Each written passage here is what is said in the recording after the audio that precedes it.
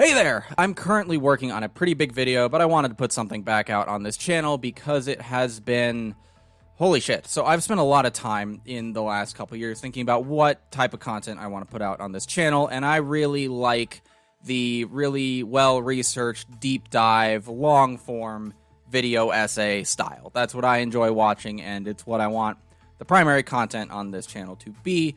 But both in order to fill time between those videos, because they take a long time to make, and also because I have lots of thoughts about storytelling and film and TV that are not conducive to that format, I want to do this style of video. More casual, shorter, on-camera discussions about, like, a topic that I've been thinking about. So, this is one of those topics. Let's see how this goes. Right? Alright, let's do it. As you probably remember, in 2018, Lucasfilm released Solo, a Star Wars story. It didn't do very well financially, and it got a pretty lukewarm critical reception. Despite that, there was always talk of this desire both to make and see a Solo 2, which always baffled me. Not because I didn't like Solo, I actually really did, to my surprise. It's a good time.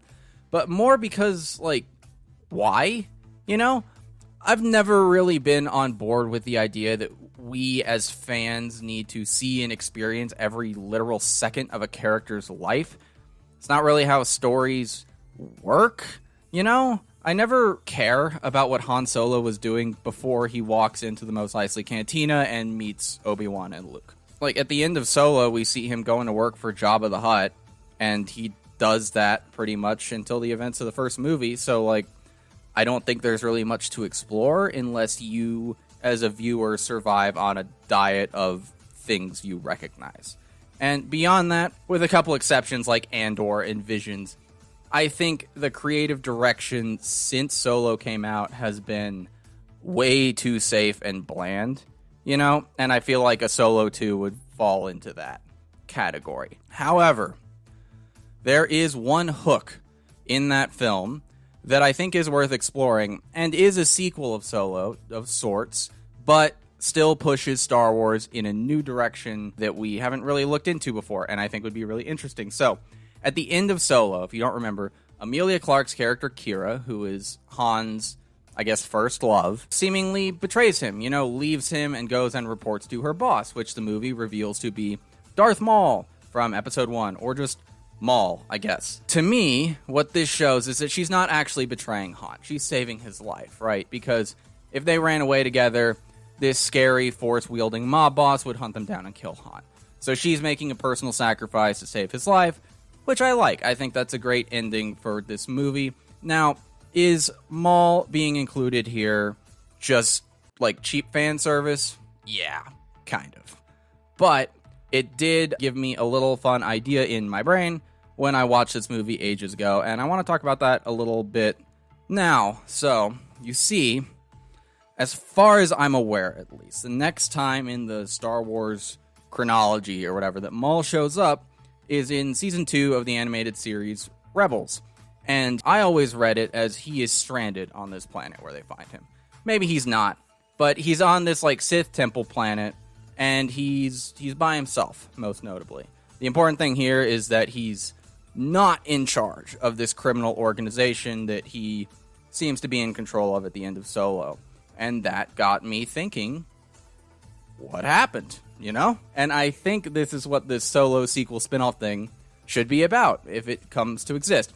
Now, I'm not interested in just filling in a lore point on the Star Wars timeline, right? Like, if it was just Maul had this criminal empire and then he doesn't, I wouldn't care.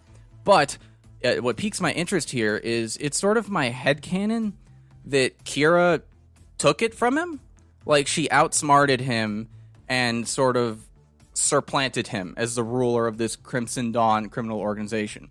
And your first instinct might be, how would a regular person outwield this powerful Force user? And, like, yeah, that's the central tension of the story that I'm going for, right?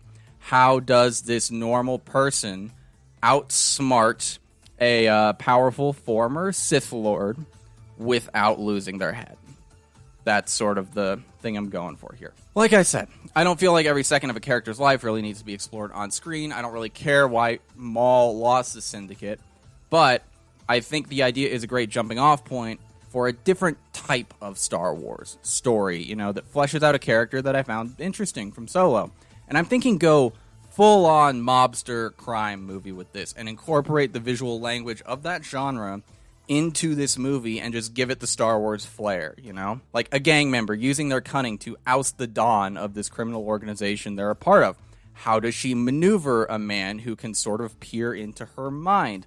What does she have to do, and who does she have to become to accomplish this goal? How does she want to reshape the organization if she's successful? I've sort of had this idea floating around in my head since the movie came out, like, years ago, and it's always been a little bit half-baked, but Emilia Clarke's in a thing I'm watching now, so it felt like a nice time to release a video like this. Yeah, let me know what y'all think of this idea. Is it anything? Sorry I've been gone so long. More videos are coming, and if you want more stuff from me, you can see reviews I do on current releases on my podcast, Play, Pause, Rewind. Thank y'all so much for watching. See y'all soon. Bye.